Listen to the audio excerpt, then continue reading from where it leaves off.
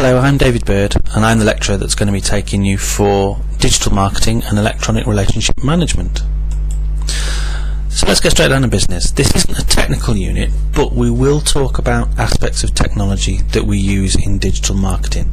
So as you can imagine, there's lots of stuff about how we use new media, and it's very, very marketing focused. So it's not a technical unit, it's a marketing unit that uses lots of technology. We're going to be looking at lots of new stuff that you won't have covered elsewhere in your course, but if you've been on a placement, you may have found that you've used some of these things already. But there are chances to find some of your old learning, and it's particularly important that you will have done some marketing in the past. So whether that's a unit in your first year or you've covered it in another unit somewhere else, it's really important that you have some understanding of marketing. One of the things I do need to tell you is that it's really hard work. It's a tough unit. It's a bit like boot camp or skunk works if you're familiar with those terms. It's not a unit for people who are lazy, and it's not a unit for people who found marketing very, very difficult in the past. It's also a unit that works very closely with another unit called Digital Business Strategy and Entrepreneurship. So if you're choosing two options, you might find that these two units work well together. But be warned, it doesn't mean that you're going to be able to use two pieces of work and two units. It means you're going to have to do a lot more work to make sure that the two pieces of work you are doing work well together. So what are we going to cover? Well, we're going to think about how we link business and marketing with digital marketing. This means we've got to think about all of the marketing activities that a business does normally and how we make digital marketing work with it.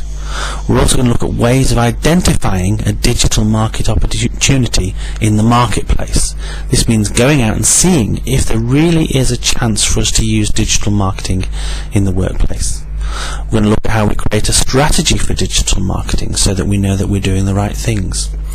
We have to think about customer experience and think about how a customer goes through a voyage of marketing from first finding out about us to the point where they actually buy things from us.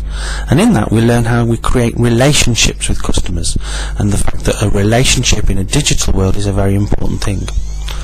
We're looking at how we design a digital marketing campaign. This means understanding all of the different elements that we use. So we talk a lot about the communication tools, the techie bit.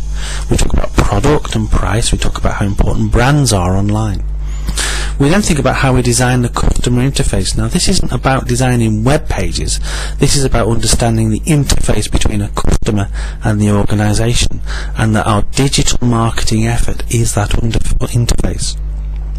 Finally, we think about how we evaluate our digital marketing campaign. And again, some of you might be familiar with things like web metrics and so on. But we also look at other ways of evaluating the campaign, such as, did anybody actually buy our things? So the thing to remember is it's not just about marketing websites. Digital includes other things, including mobile communications and the set-top box that you get your Sky television through. It's not about programming, it's not about web design, and it's not about Flash. It's more than that. Those are tools that you might need to understand, but not necessarily know how to use. It's not just about the internet, and it's not just about .coms. Digital marketing can be used for all organizations, whether they're a .com or not. It's just that historically, .coms tend to have been the ones that have really embraced it. Let's think about assessment now. It's a 100% coursework assessed unit, which means there's no exam. We have 4 deliverables throughout the year, 2 group pieces and 2 individual pieces. Because it's 100% coursework, it means that we work all of the 20 weeks that we have the unit, and the last week means the end of the course. That means that you have to do a little bit of work every week in order to be able to deliver your assignments.